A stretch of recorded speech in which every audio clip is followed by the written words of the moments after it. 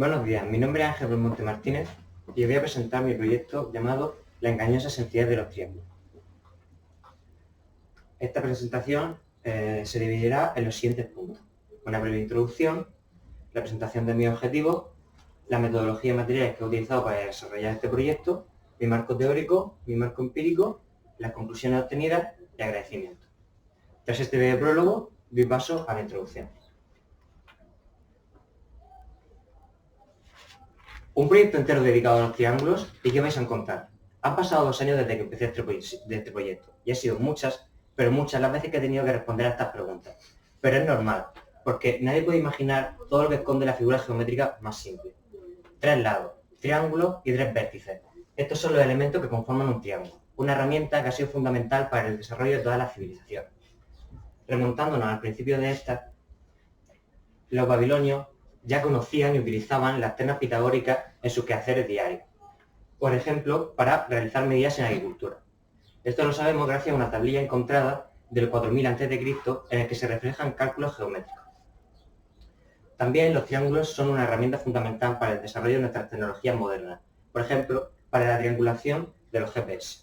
Sin embargo, mi proyecto no se ha centrado en estudiar la geometría de los triángulos desde el punto de vista de su finalidad, para resolver problemas cotidianos o desde su importancia histórica, sino para enseñar que los triángulos no se limitan al teorema de Pitágoras y que pueden ser muy complejos y divertidos a la hora de resolver problemas de olimpiadas matemáticas. Un ejemplo de la complejidad de los triángulos es la enciclopedia de centros del triángulo.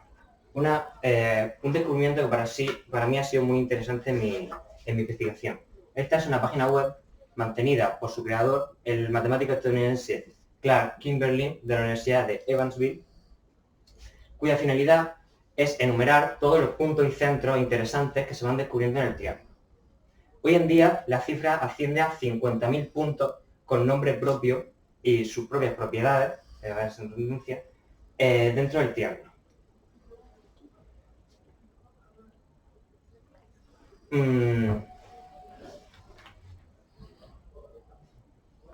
Pero, como ya he dicho, yo lo que quiero hacer es estudiar cómo se utiliza esta complejidad de los triángulos para resolver problemas que han sido creados artificialmente para que su complejidad sea un reto. Por ello, mi objetivo general es estudiar las propiedades y teoremas fundamentales de los triángulos y determinar cómo estos se utilizan para resolver problemas de olimpiadas matemáticas. In addition to the general objective, this project presents 5 specific objectives, which are as follows. To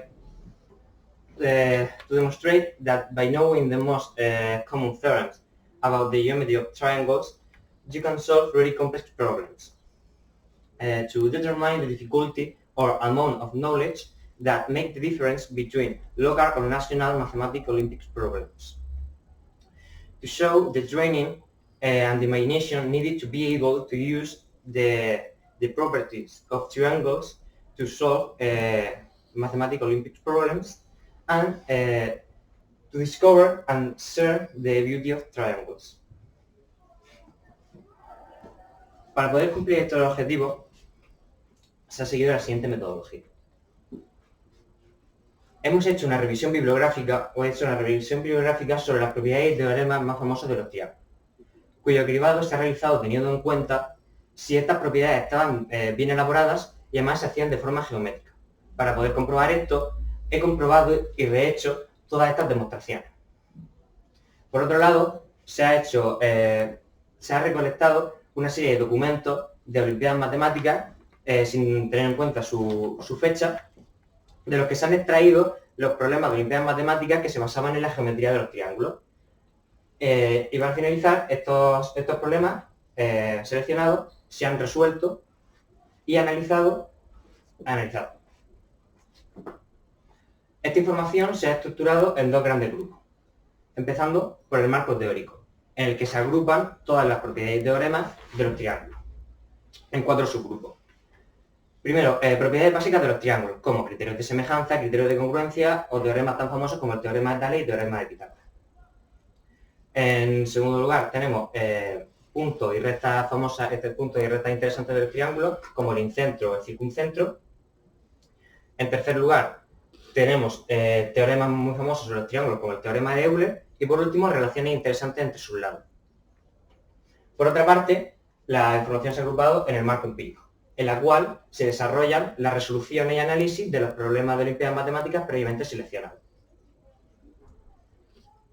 Además, cabe recalcar que todas estas demostraciones y análisis de los problemas están acompañados de un análisis gráfico en GeoGebra, para que su comprensión sea más fácil.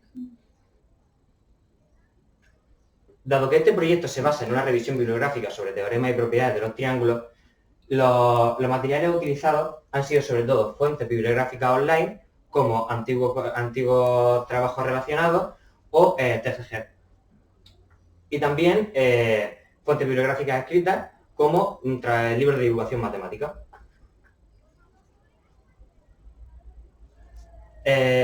Como ya he dicho, en mi marco teórico se agrupan las propiedades y teoremas de los triángulos más famosos y sus demostraciones. O sea, de los triángulos, que es su demostración. Sin embargo, a la hora de elaborar mi presentación, he pensado que podía ser un poco tedioso realizar tales demostraciones matemáticas en directo. Por lo tanto, he decidido centrarme en mostrar la historia que hay detrás de estos teoremas y propiedades. Empezando por el más famoso de ellos, el teorema de Pitágoras. El teorema de Pitágoras nos enuncia que, dado un triángulo rectángulo, la suma al cuadrado de los catetos es igual al cuadrado de la hipotenusa. Como podemos ver más gráficamente en este GeoGebra. Aquí tenemos representado la suma de los cuadrados de los catetos y el cuadrado de la hipotenusa. Y siempre que mantengamos el triángulo rectángulo, la igualdad no cambia.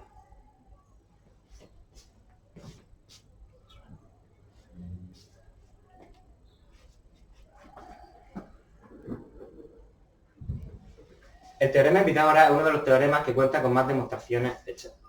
Posiblemente hoy en día sean más, pero en 1927 el matemático estadounidense Loomis catalogó 367 demostraciones diferentes en su libro The Pythagorean Proposition.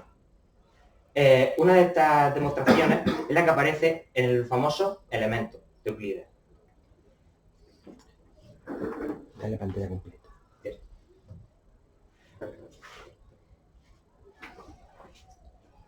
Euclides es bien conocido por sus elementos, por su obra, Los Elementos. Este libro es reconocido como el documento más importante de la historia de las matemáticas. Este mérito se lo merece, ya que, como casi todo el mundo sabe, en el mundo occidental el libro más divulgado es la Biblia. Sin embargo, poca gente sabe que el segundo libro en este ranking es un libro de matemáticas llamado Los Elementos, escrito hace más de 2000 años. Este documento consta de 13 libros diferentes, en los cuales se presentan las matemáticas, en los resultados matemáticos, con una cadena lógica de teoremas más sencillos, creando una cadena lógica muy convincente.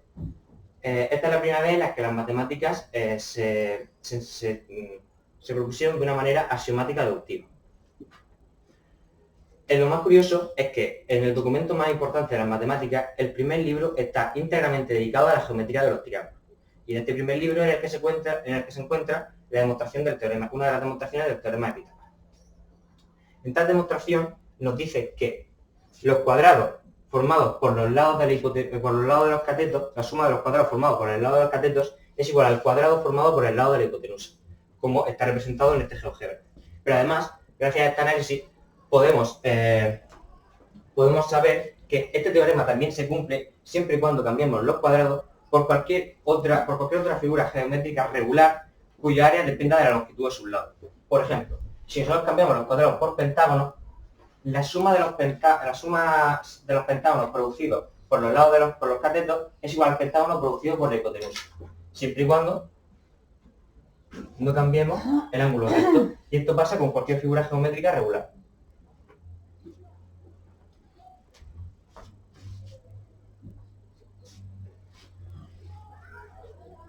A continuación voy a presentar otro de los teoremas también fundamentales de la geometría. Este es el teorema de Tales. El teorema de Tales nos enuncia que Si dos rectas secantes son cortadas por dos o más paralelas, los segmentos producidos en una son proporcionales a los segmentos correspondientes en la otra.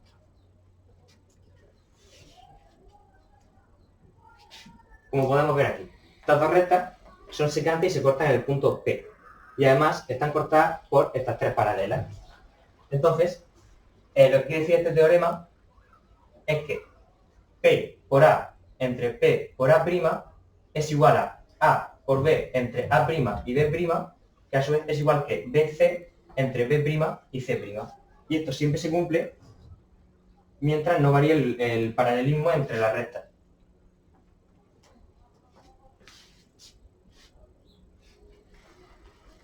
Cuenta la leyenda que Tales descubrió este teorema intentando medir la altura de la pirámide de Keops. Para ello, lo que hizo fue medir la sombra de la pirámide proyectada en el suelo y además con la ayuda de un bastón perpendicularmente clavado en el suelo, midió también su sombra. Además, suponiendo que los rayos del sol inciden con el mismo ángulo en la pirámide y en el bastón, todo debido a la gran lejanía que tiene el sol de la Tierra, los tres ángulos de los dos triángulos formados son iguales. Por lo tanto, estos triángulos son semejantes. Y en dos triángulos semejantes, los lados homólogos son correspondientes. En nuestro caso, lo que quiere decir esto es que la sombra de la pirámide entre la sombra del bastón es igual a la altura de la pirámide entre la altura del bastón. Y así, Tales de Mileto pudo despejar la altura de la pirámide. Este procedimiento que utilizó Tales es muy útil, sobre todo para poder medir la altura de objetos muy grandes sin tener que medirlos físicamente. Sin embargo, se conoce que Tales descubrió, sin embargo, se sabe que los babilonios y egipcios ya conocían este teorema. Sin embargo, Tales se encargó de verbalizar los conocimientos de estos. Sin duda, Tales es uno de los mayores matemáticos de la historia. Sin embargo, si hablamos sobre matemáticos importantes, también tenemos que hablar de Euler. Euler fue un matemático y físico del siglo XVIII, el cual dio grandes avances en la geometría de los triángulos. En concreto, nosotros nos vamos a centrar en la recta de Euler. Sin embargo, antes de explicaros qué es la recta de Euler, debo presentaros 4 de los puntos más famosos del triángulo.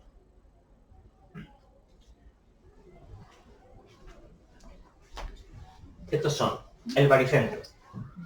El baricentro es el centro de gravedad del triángulo, el cual está producido por la intersección de las tres medianas del triángulo, los cuales son rectas que van desde el centro de un segmento y pasan por el vértice opuesto.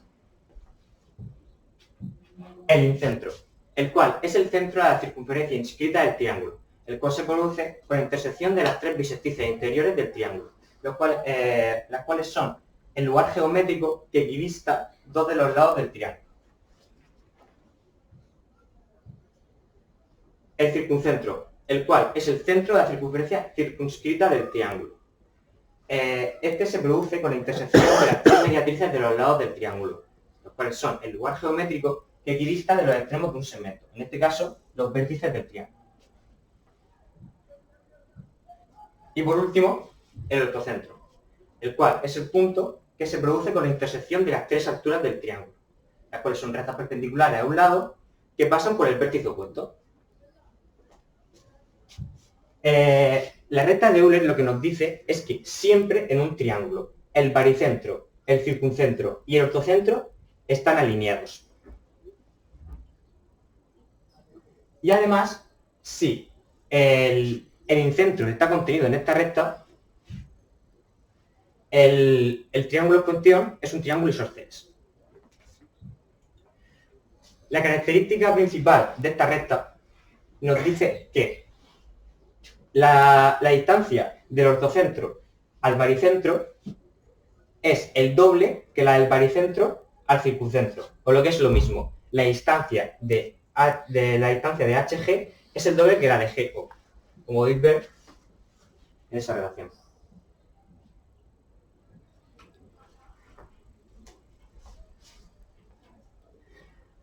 La recta de Euler es solo una de las propiedades, una de las gran cantidad de propiedades que tienen estos puntos. Por ejemplo, como ya os he dicho, existen más de 50.000 puntos con nombre propio dentro del triángulo, y un ejemplo de esto son las circunferencias circunscritas. Porque como ya muchos sabéis, o yo lo he dicho antes, existe una circunferencia que es inscrita que es tangente a los tres lados del triángulo, la cual es la circunferencia inscrita, cuyo centro es el incentro. Sin embargo, existen tres circunferencias más que son tangentes a uno de los lados y además a la proyección de los otros dos lados, cuyos centros se producen con la intersección de las bisectrices exteriores de los ángulos y la bisectriz interior del ángulo opuesto. Estas son las bisectrices exteriores y estos son los centros de las circunferencias circunscritas. Y si trazamos las circunferencias tangentes a sus lados, tenemos las circunferencias circunscritas, las cuales, mientras no cambie el centro, siempre van a ser tangentes a un lado y a la proyección de los otros dos. Para finalizar la presentación de mi marco teórico, quiero presentar dos teoremas que, aunque sean menos conocidos que los anteriormente nombrados, también son muy importantes en la historia de los triángulos. Estos son el teorema de Ceva y el teorema de Menelau. Sin embargo, antes de explicar estos teoremas, debo introducir el término ceviano. Una ceviana es una recta que va del vértice del triángulo y pasa y corta al lado opuesto. Ahora sí, voy a enunciar el teorema de Ceva. El teorema de Ceva nos dice que, dado un triángulo ABC y sean AE, BF y CD tres cevianas de dicho triángulo, estas concurren en un punto si y solo si AD entre DB por BE entre EC por CF entre FA dan 1. Como podéis ver, el tejo de álgebra ya está hecho para que tres cevianas concurran en un punto. Entonces, por más que nosotros movamos el triángulo, siempre que concurran, siempre se va a mantener que ese producto da 1.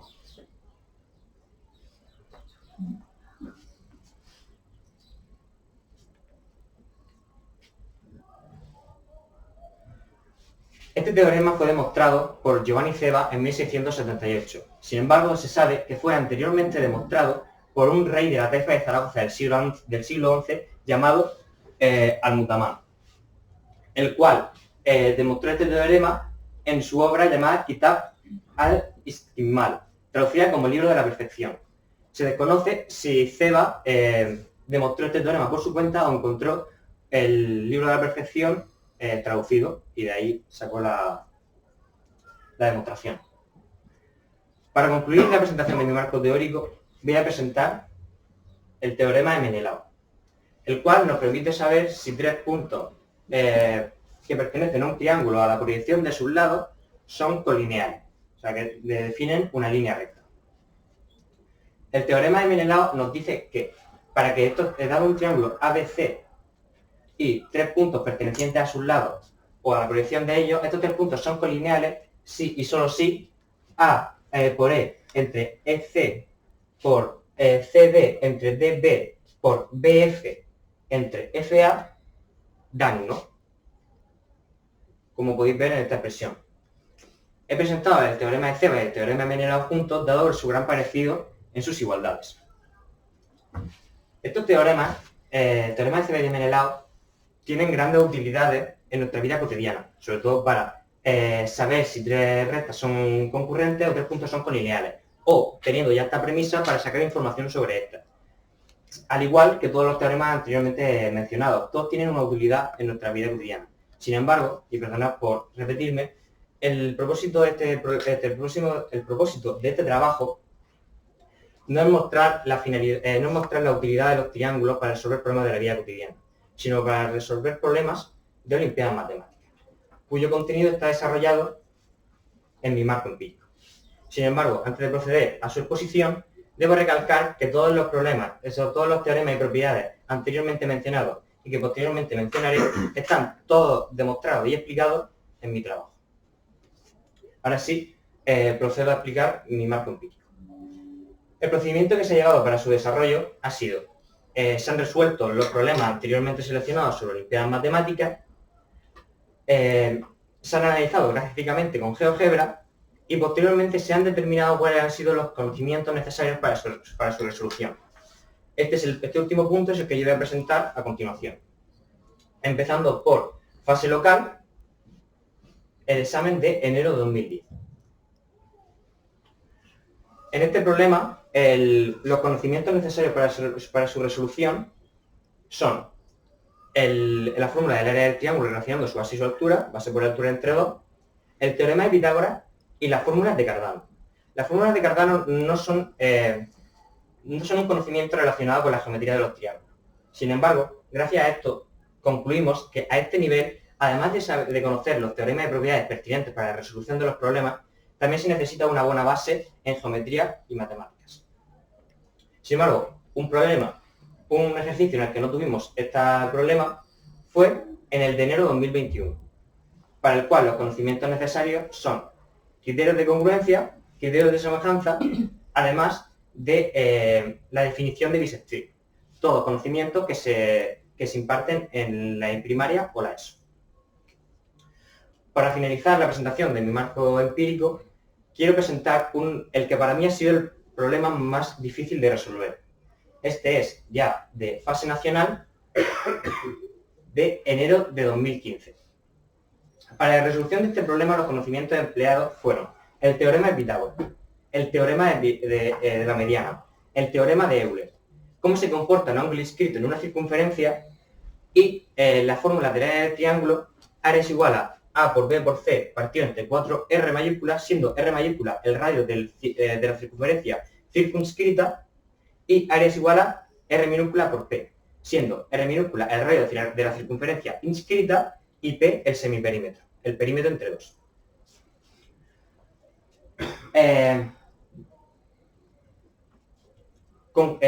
Concluimos que, conociendo los teoremas y propiedades básicos de los triángulos, se pueden llegar a resolver problemas de olimpiadas matemáticas, sobre todo en sus fases locales.